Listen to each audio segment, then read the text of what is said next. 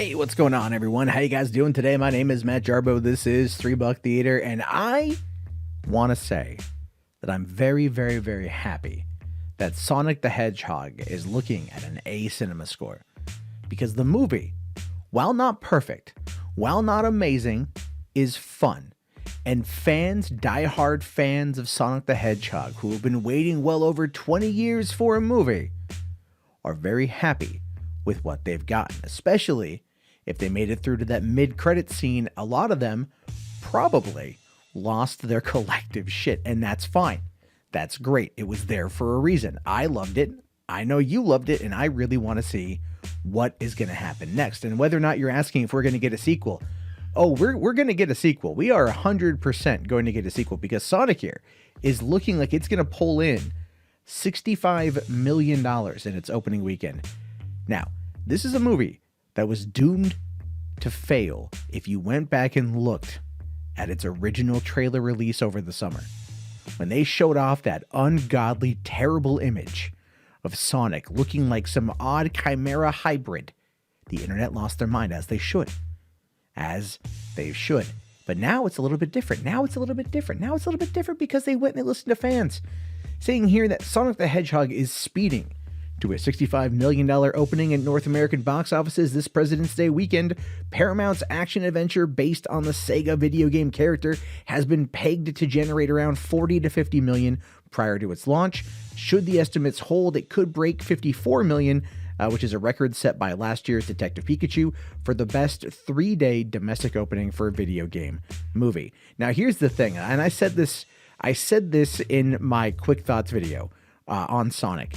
It's like Detective Pikachu, except Detective Pikachu took itself too seriously. Sonic does not. That is the difference, and that's perfectly great. Now, the film opened at 4,130 locations, received an A cinema score, and people seem to be really liking it. In fact, it's sitting at a 64% on Rotten Tomatoes, which is better than some other things. Now, but here's where it gets interesting. Originally slated to premiere on November 8, 2019, the film suffered a brutal fan backlash over the design of Sonic, prompting Paramount and director Jeff Fowler to delay the release in order to redesign the main character. The opening weekend results seem to validate the decision of the movie, which carries an $87 million price tag. It bows this weekend in 41 countries overseas, making up about 60% of its international footprint. And that is something that shouldn't be overlooked. It's something that shouldn't be shunned away from. They listened to the fan backlash, and they realized that the reinvestment of money into this would actually potentially benefit them, and it has. An $87 million price tag pulling in $65 million in North America, never mind going out to 41 other countries. They're going to make back their money. This movie is going to turn a profit for Paramount, and that is, I think, because the movie listened to the criticisms when it came out. Now, of course, there have been those particular conversations about whether or not Paramount did this on purpose as a way to drum up negative controversy, negative headlines, and then come in as the White Knight, as the hero, and then to fix it, which is entirely possible. It is entirely a thing. We won't have any idea until somebody comes forward. But some people out there are taking a bit of another approach to discussing this particular topic. And this is the BBC article on this. And this is what kind of bugs me, right? This bugs me here. Saying here, from Sonic to the Hedgehog to Star Wars, are fans too entitled? And it does bring up an interesting point just from the title alone. Sonic fans pushed, and I think I would also argue anyone with the visual acuity to look at that monstrous bastard that they did for the other movie, and or from the first trailer, and go, this is bad, you should not do this. But fans asked for a change, demanded it, if you will. It got a lot of internet pushback. We're talking videos with millions upon millions of views from people who were just furious at this. But then also to Star Wars The Last Jedi, and how that pushback fundamentally changed The Rise of Skywalker, how J.J. Abrams and Chris Terrio were then going to try to fix things to retcon what happened in order to make it a little bit better. Now, here's the thing with all this. For one, yeah, it's good. It's absolutely good that they listened. This is, look, we're a capitalist society, right? Which means we're all around consumerism. We are all around these types of things. And as a result of that, you figure that it would be better, it would be in their best interest to listen to the fan pushback over things they didn't like in order to make sure they don't repeat the same mistakes in the future. I don't know about you, but in my universe, that seems like the proper call. That seems like the proper course of action would be to go and listen to what the fans are saying. But people here, I don't know who wrote this article here, but they're saying the redesign of the new Sonic in response to fan backlash shows how people power is now shaping pop culture. But what does it mean for creativity? Asks Stephen Kelly. Okay, Stephen Kelly. I'm not gonna. The whole article is it's insanely long. All right, and it goes through like Doctor Who and Star Wars, and like the key point to look at here is the question: are fans too entitled off of this particular thing? And the answer to that is no, they're not. They're not. Fans who, in regards to it being a video game movie, when they saw the trailer for Detective Pikachu, and they went like, "Wow, those character models look fantastic." The VFX work looks amazing. I love the noir take on it. I love the visual aesthetic. And the movie itself was a lot of fun too when it finally came out. But people were very excited as a result of the way it looked. I even predicted the movie was going to pull in over $1 billion. I was wrong. Apparently my box office predictions are pretty terrible recently, and that's okay. I can admit that. But that's what they said, that's how it went. And then when Sonic's trailer dropped a few months later after Pikachu came out, everyone's like, oh, no, what are you doing? Why are you making it out to be like this? Oh my God, do you just hate everything? What is wrong with you? You monster, you horrible monster. That's pretty much how I took that whole situation, because that's what it felt like to me, was just that it was god awful. It was terrible, and it didn't need to happen. I mean, like seriously, this is what we first had, right?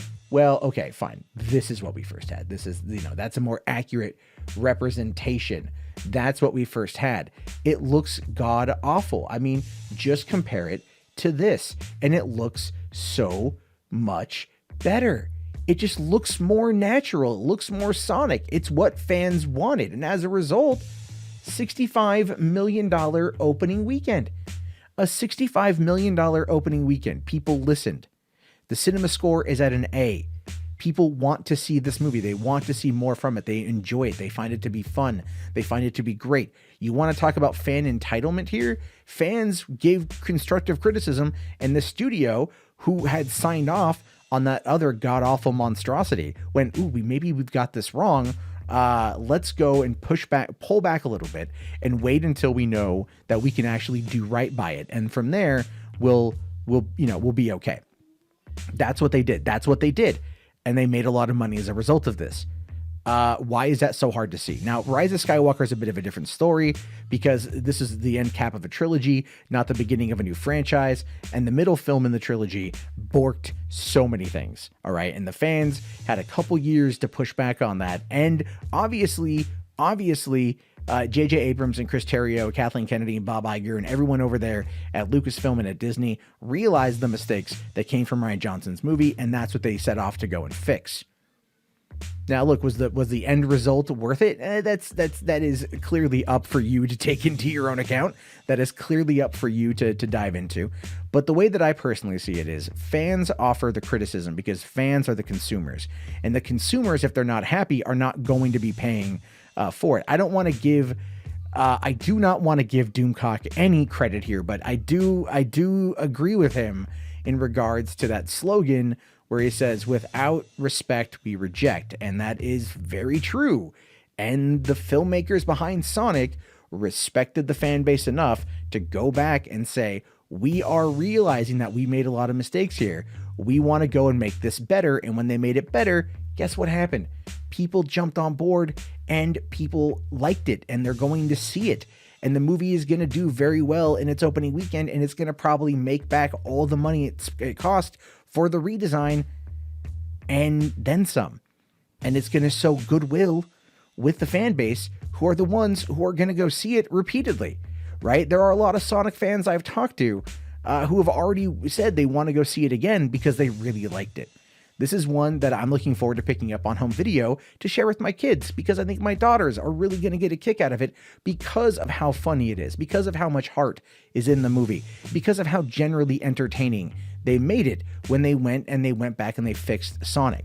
That added to it. The way Sonic looked really added. If it was this, the movie would not have anywhere near as positive a cinema score.